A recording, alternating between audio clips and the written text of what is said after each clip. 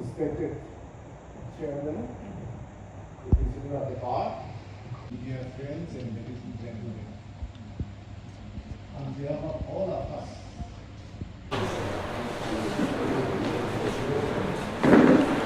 we are assembled here to welcome Honorable Mr. Justice Ahutosh Kumar, the Chief Justice of the Gauhati High Court.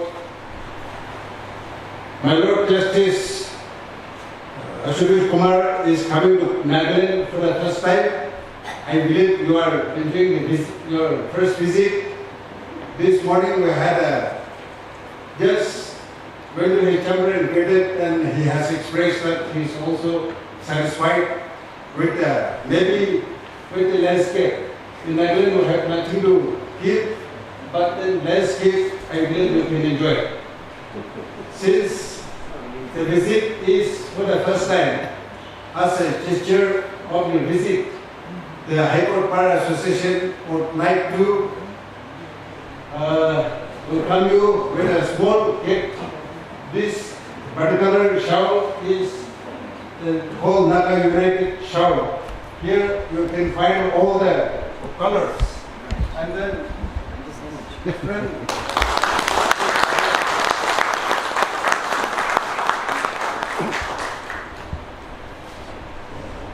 And we would also like to felicitate Justice Devashish Korwa. This is a scarf by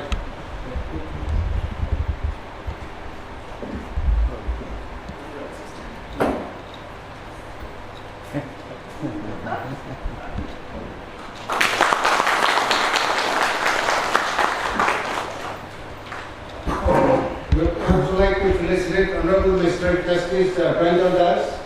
Would you kindly stand up? This is another scarf.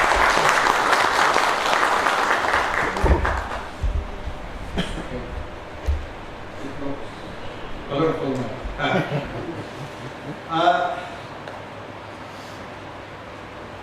Regarding the proceeding of this program, we will not have lengthy speech, and also it will be a brief program. First, I will share something about Nagaland and then the status of this Kohima bench, and thereafter I will give time to the Honorable Chief Justice, and thereafter if there is some voluntary speeches with the permission of the Honorable Chief Justice, and if the Honorable Chief Justice permits some sort of an interaction from the bar also, if Lordship pleases, then we can do that. The state of Nagaland,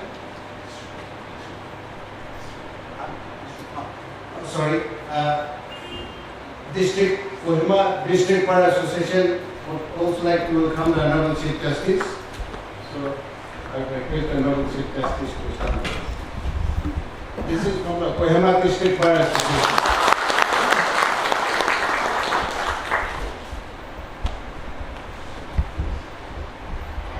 The state of Nagaland has been created under the State of Nagaland Act 1962. Under Section 13 of the Nagaland State of Nagaland Act, there is a provision that the Gauhati High Court shall be the common High Court for the state of Assam and Nagaland. But in 1971, this High Court became the common High Court for the entire Northeast, that is, including all the 7 Northeastern states. And after 1 year, in 1972, Nagaland was pleased to have a circuit bench under the name and style of Kohima bench, Gauhati High Court Kohima bench. That was a circuit bench. After that, after about 18 years, on 10th of February 1990, this circuit bench has been declared and inaugurated as a permanent bench of the Gauhati High Court. And it was inaugurated by no other than the Honorable Chief Justice of India, Justice Sopayashi Moguchi. And since then, this bench has been functioning as a permanent bench under Gauhati High Court. In 2013, 3 states, that is Tripura, Manipur and Meghalaya, they were granted independent separate High Court, but then Nagaland has missed the pass in 2013. Yes, the bar has been pursuing with the government of India to have a separate High Court. And under the Constitution also, under Lordships are well aware, under Article 214 of the Constitution of India, there is a provision to have a separate High Court for each state.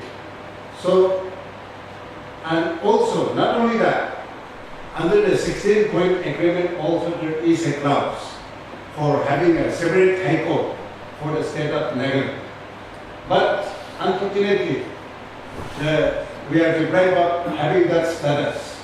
Yes, no doubt, we enjoy it for having a common High Court with a large state like Assam, where we used to get a lot of exposure also, coming different judges from time to time, even the lawyers also, and sometimes we go to Gauhati and then drag and appear in the court like that. But then, nothing like having a separate High Court. In that connection, the High Court Bar Association, along with the Nagaland Bar Association, with the coordination, we have been pursuing with the government of India, even going to Delhi, meeting the Union Law Minister. We have met the Chief Justice of India when Ramana was the Chief Justice of India. And then we met the Union Law Minister Kiren Rijiju, and he has also given a positive response. But unfortunately, within a short time, the procedure there was change of guard. And then after the new law minister came into power, the bar has also met with the Union Law Minister McCarthy and then apprised about our problem as well. And although it is a political decision to have a separate High Court, but I believe the Chief Justice of the concerned High Court has some role, that is for furnishing the infrastructures and then giving a report whether the infrastructures are ready for having a separate High Court. To that extent, I believe the Honorable Chief Justice of the Gauhati High Court will also have a role and a role to play. So as and when this kind of a situation comes, then we would like to request the Honorable Chief Justice to promptly respond and then act accordingly. That may be a sort of an assignment from our side. Although this pitch and this part is small, at present we have about 300 advocates under the High Court Bar Association. Besides us, Nagaland Bar Association is still with its headquarters in Dimapur. We have more than 1,600 lawyers all over the state. In Kohima Beach, we have a registered number of little more than 300 members. Although bar is small, it is a robust and a vibrant bar. But you will find a lot of leading advocates also who are doing very well, unlike other parts of the country where it is dominated by men. But we have so many famous lawyers who are really doing well. We are so scared that one day the men will be dominated by women folks. Although the bar is small, many judges have been appointed from this bar. As many as 8 judges have been appointed so far from this small bar. And even now also, I would like to convey to the Honorable Chief Justice and taking advantage of the presence of the other 2 Honorable Judges also, that Lordship Devashish Parva is hearing for quite some time, from time to time, and you are well acquainted and conversant with the lawyers in Kohima. Lordship may have already assessed the standard of this bar also. keeping in view of Gauhati, Itanakar bench and then Aizawl bench. So we have so many capable lawyers who can also be considered as judges of the High Court. Not only the advocates, but there are so many capable judicial officers also who can be considered for elevation to the bench from the lower judiciary.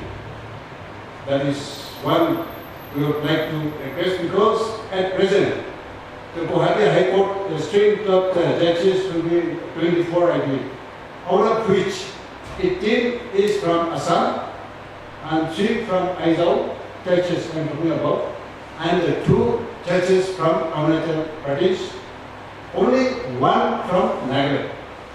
Although Nagaland state is the second oldest state in the northeast next to Assam.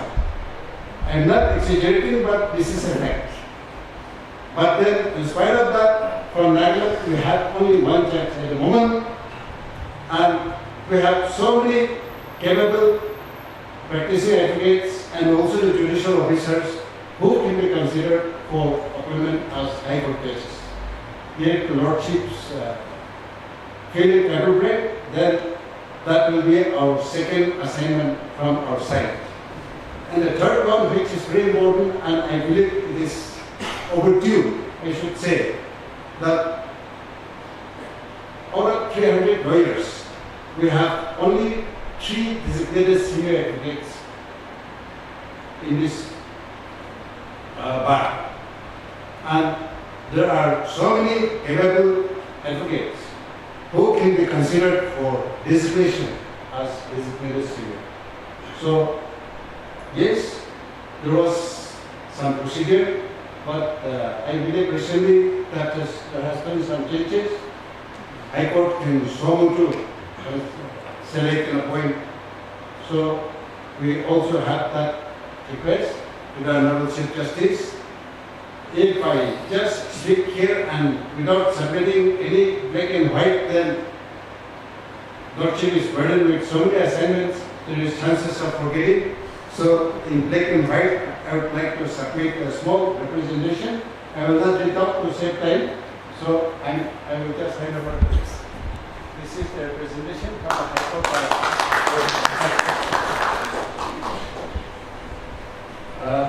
Let me just conclude with that.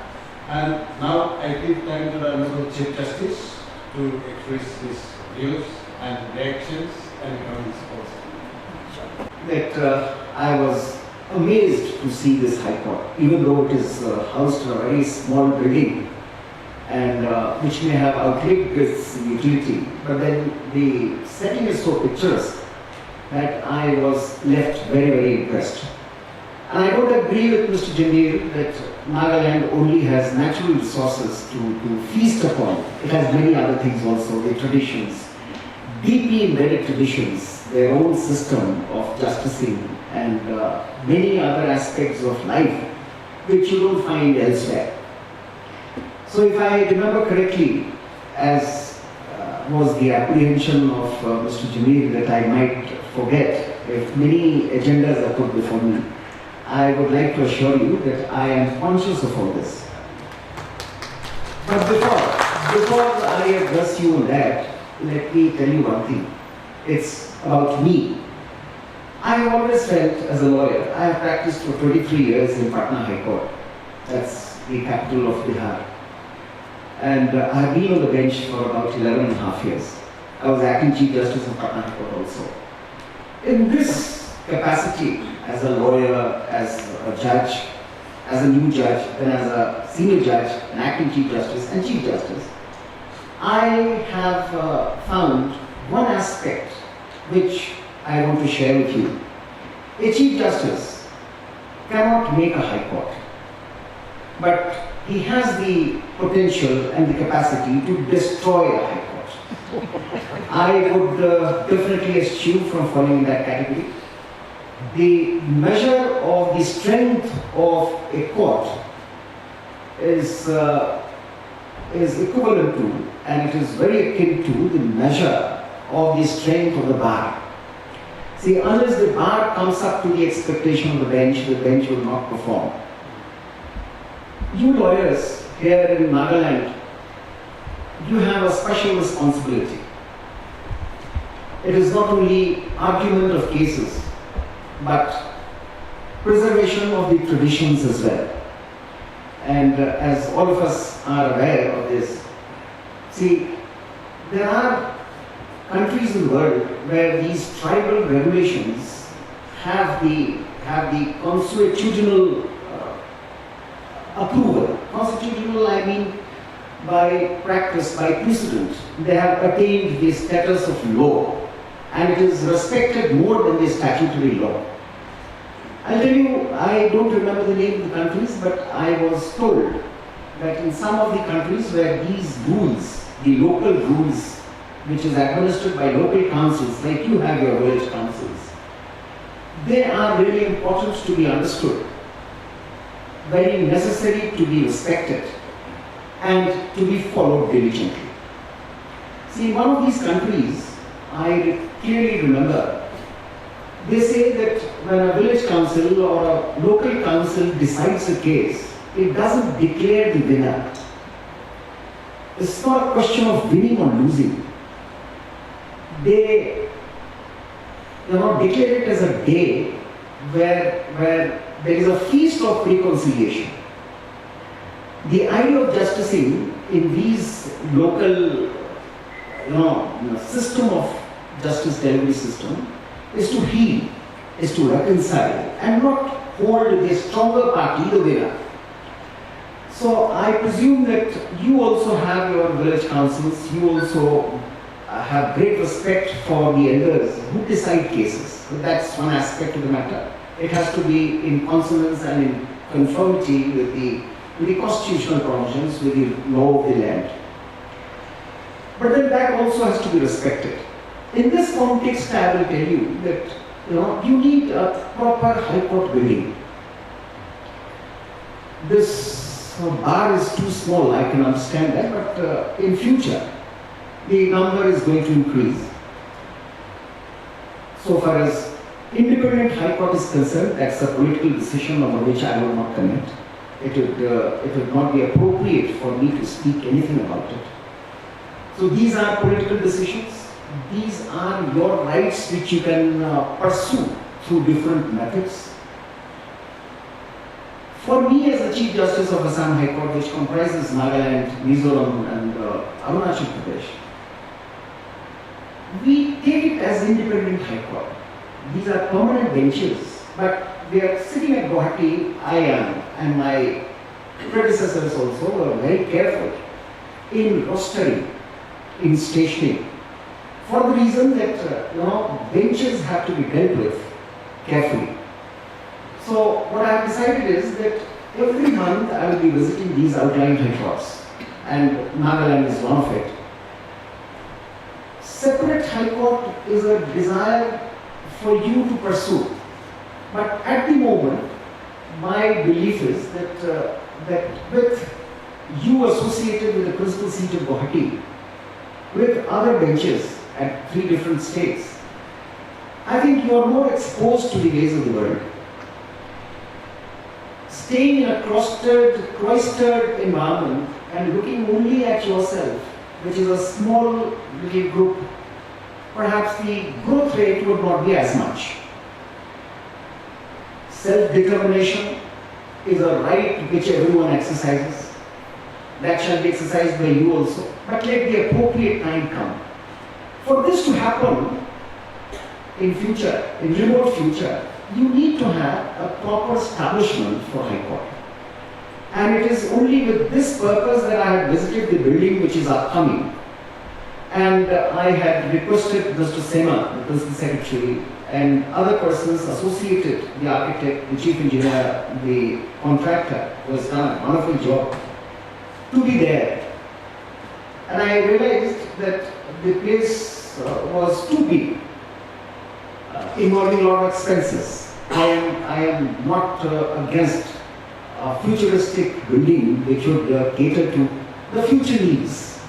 But then considering the straitened financial circumstances, the difficulties of finance, which is not easily overcome, and it is the responsibility of the state and the center. We took a decision, and I would be wrong to say that we took a decision, we contemplated of taking a decision of scaling it down. Not demolishing anything which has been constructed, but scaling it down for the purposes of fitting the entire scheme in the budgetary provision.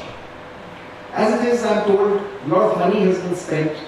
The construction is about 95% complete. But furnishing and finishing is the most important aspect of a building. And for that, we have contemplated, we will be discussing it, not from this pulpit, but sitting across the table, we will be discussing it. Your leaders of the bar would be discussing it with you. We are only contemplating of limiting the space, the area for proper furnishing. And in this context, I would also seek your approval and support for the bar building. See, there is a multi-floored bar building which has come up there. Now, if you insist for that building to be clearly demarcated for the purposes of the bar, perhaps it will take a very long time. So we also contemplated there at this spot that it could be conceived of in a different way, in a phased manner, where we can have two of the outlying courtrooms which are too big, too huge, which can accommodate more than 300 people at the two extremities of the court campus, which will be very near the courtrooms and easily accessible by the lawyers if you sit there, and then one floor in that building for the time being. This is not a permanent measure. One floor for canteen and other facilities could be two. This we are only contemplating, we have not taken our decisions. Decisions shall be taken by you, you are the most important stakeholder, and we would not appropriate to ourselves any decision unilaterally. We will take you on board, we will tell you the problems, we will suggest alternatives to you. It is for you to decide. Of course, the decision, final decision shall be ours, shall be mine, in consultation with my brother and sister judges, and with the pragmatism that it requires to be handled with. So we will be getting back to you through your leaders of the bar, elected representatives, and we would also like you to voice your particular opinion on this aspect of the matter.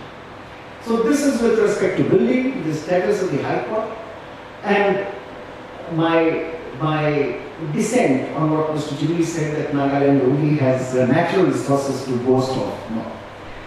So the third aspect which he flagged was senior designation. We call it SILK, avoiding the SILK. That's something which is really important for the growth of the bar. And we are conscious of it. There is a law, there is a judgment of the Supreme Court. We will be acting in accordance with it. We will be writing applications.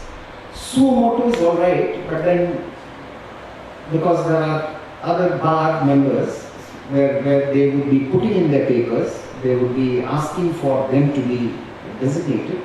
So let us continue with the system under the statute, under the judgment of the Supreme Court. We will be asking for your applications, and we shall be vetting it. Thereafter, the procedure which is delineated, we will think about it. Let us have a good number of senior advocates, deserving advocates. In fact, I was in courtroom today, and I found the lawyers to be absolutely prepared with their briefs. I was very happy. Two of the lawyers are sitting here. There were 5 matters, 4 of them were tagged with the original matter, but I found that this is a place which has a lot of potential to grow. Small is beautiful. Please don't be under any illusion that this is a small bar or small high court, small number of judges. Small is beautiful. You have heard of this concept of Kumar, the French philosopher. It was said in a different context, but here what I wish to convey to you is that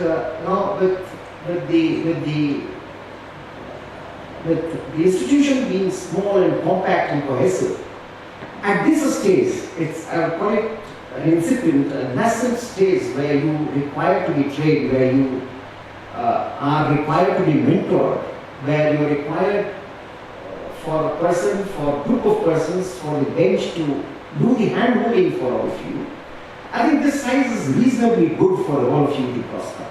Please don't have any illusions about you being small body. The last of it, what Mr. Jameel had pointed out, was designation. You are conscious of it. It is only fortuitous that you have only one judge from Nagaland because of the retirements. Not that Nagaland was ignored at any point of time. We had judges. We had Supreme Court judges from Nagaland Bar. They have done well. We are conscious with the retirement, one seat has fallen vacant, the other seat would fall vacant in future, and as a Chief Justice, I must assure you that I shall be taking personal interest in the matter. This would be another reason for me to visit you regularly so that I assess all of you. See, recommendation for being made a judge, it involves a very, very complex understanding of the bar and a very difficult process of selection. It is not very easy to say that Mr. X or Ms. Y is better than the other. Now we require, for judging, which is a different ballgame altogether, we have to see many aspects of the matter that you are not considered, that you are not selected, is not to be taken as you have not been considered. There are certain compulsions. The decision making has to be on many other aspects, more than merits. It has to take into, the decision makers have to factor in things like experience, performance, in different states, income tax returns, which is not applicable to you all, integrity, but how would integrity of an advocate would be measured because he's not in a government job. So all these aspects we take into account before we recommend names. And it is no great fun when you recommend names and it doesn't come through. So please don't feel disheartened or have a feeling of being left out if you are not selected finally. Because as I told you, a life of a lawyer is more vibrant, more challenging. It is a composite life where you approach the court in a very disciplined way, but you also build up the trust of the people. You make the society, you make justice accessible to people who need it most. Therefore, your importance in the civil society is as important as that of judges, and I would frankly confess and admit as well that it is more important than the judges. Judging is within the set parameters where the law is known, but you have to be you have to conjure up the arguments, you have to find out, you have to be compassionate, you have to be torchbearers. So, keeping this in mind, I urge, as Chief Justice of this High Court, for all of you young advocates and even the senior advocates to mentor the young advocates, and the young advocates to be the torchbearers in the sense that you just don't have to argue your case before the court. You have to see that justice is accessible. You have to apply your mind, you have to apply yourself to the current law, and then you have to assist the court very diligently. That job is no less respectable, no less important. And unless you grow as lawyers, we would not grow as judges. So this is for you. This institution is required to be nurtured by you, assisted by us. After having said that, let me tell you a short story. It's not a story, it's a kind of eye-opening incident which I experienced. Now, out there in my state, a lady in her 70s, she fell down from a running bus, the transport, and she hurt her legs. In fact, she broke her leg.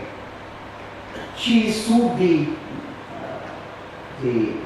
bus corporation and wanted good compensation. The bus corporation was defending very stoutly and said before the court, before the mediation, before the court, when the matter came to court, that it was no fault of the bus corporation or of the driver or of anybody else except the recklessness of the lady, and therefore no compensation was awarded to her. Now, in this moment of heated arguments from both sides, now one of the lawyers who was very ingenious in his thoughts, he asked the lawyer from the bus corporation. He said that while your client is sitting, your general manager is sitting at the back, and my client is also sitting there. Now, would you have taken the same stand if the lady, injured lady, were your mother? And the other side had nothing to reply. The lady got up, and this is a real story which I am telling you, which happened only last month. The lady got up from a seat and raised her hand and said that I wish to say something. She said that now that the bus corporation realizes that it is my right to take compensation and that they were defending it hitherto, and when they have realized that no, it was a wrong kind of an approach, a blinkered approach, I don't need any compensation. It was only a vindication of my right for which I was contesting and I was paying my lawyer. It is only the understanding that this right is available to any person who is distressed, and therefore I would not insist for payment of even a penny. This is good enough if you acknowledge that the money were to be available to me. Now, this did not require a judgment. This did not require an argument full of legalese. It just required a compassionate way of approaching the idea. Of course, you can't try this trick everywhere, where people contest their cases very torridly. But then you have to come up with that argument, that kind of compassion in you will lead you to usher in or to pitch in very interesting arguments, very good arguments. There is yet another story that I remember of while dealing with mediation. Now, there were two neighboring families who were fighting about a parcel of land. Because the parcel of land had some orange trees and they were giving fruits every year. Hitherto, they were very good families, they were sharing all festivities together, but because of this fight, they went into litigation. The matter could not be resolved. The judgment by the lowest rung of the court, then appeal, then revision, then in execution, nothing was happening. And when this mediation thing was started, there also the attitude was of defiance, of pursuing the fight to the last, and nobody was a winner among this. So this mediator was a very seasoned person. He was a retired district judge, had done good while discharging his duties as a judge. So he asked the parties, who is the older of you? So one person got up and said that I am the older. Since how long have you been in possession of the land? He said, no, none of us were in possession of the land, but it was a common land which was used by us when we were child to play. Who had planted that neem tree at the end of the road from where the dispute starts? Then the other one said that my grandfather had planted it. But all of us enjoyed the shade, and in the afternoons we played there. So the judge quipped, well, one tree united you in the past, and this narrow passage of land is dividing you. How is this? Why can't you reconcile? And then, with the effort of the mediators, with the effort of the lawyers appearing for the parties, the issue was mediated.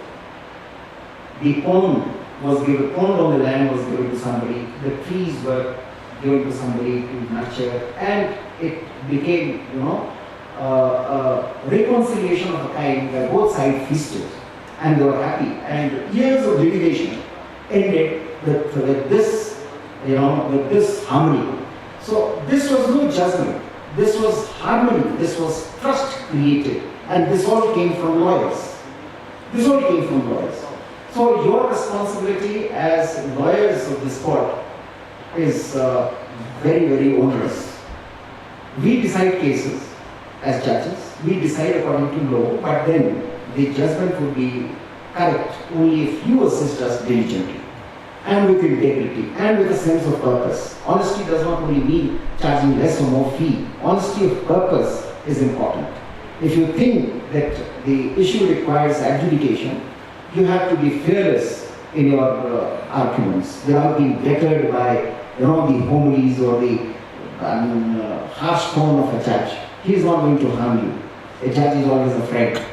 And I can tell you as a lawyer, I have always had most difficult judges who could be handled very easily. If you appeal to their common sense, appeal to their sense of justice, they do that. And I think all of you have that quality in large measure. Now, to cut it short, we are a body. It's a family where we have to work with your cooperation and our understanding of your requirements and needs. And I'm always there for you as long as I'm here.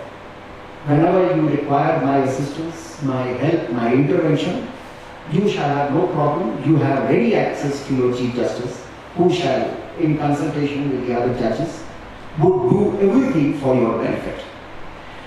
So, I have met few of the advocates. I would take some time in remembering your names, but let me assure you that as a matter of practice, I do not sort of say Mr. Counsel or Mrs. Counsel. I always take the names, but it will take some time because the names are difficult to remember, difficult to pronounce. What do I say more? We will get to know more of each other. And I have come from a court, which is of course very, very big in comparison to Gauhati or to Nagaland. But then issues were similar. The difficulties faced by litigants were same. There we don't have any village council or any traditional law, no Article 371A. Therefore, it's more formalistic. But yet, the difficulties faced by the litigants, by the lawyers, and the complexities which a judge has to handle is the same. So, again I say that this is not a small bar. I'll say it's a compact bar, it's a compact body, and let us nurture it. Let your cooperation be there in all our endeavors, and I assure you that you shall not be dissatisfied on any count whatsoever. Thank you so much. And lastly, with respect to the building, you will have to have a consensus.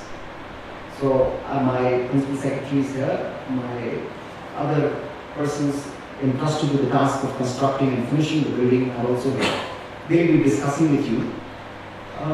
If you agree, we can scale it down for the time being with a clear memorandum of understanding that as soon as funds are available, the building which was meant for you will be given to you.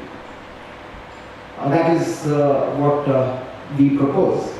Maybe it will not be required, but for bringing it within the budgetary provision, within the budgetary allocation, and to have it as fast as we can we think of this measure? So you have to decide because you are an important stakeholder. I would only implore you not to take a very rigid view of the matter because if you don't start, it will never finish. That is, with this note, I end, and it was great to be here.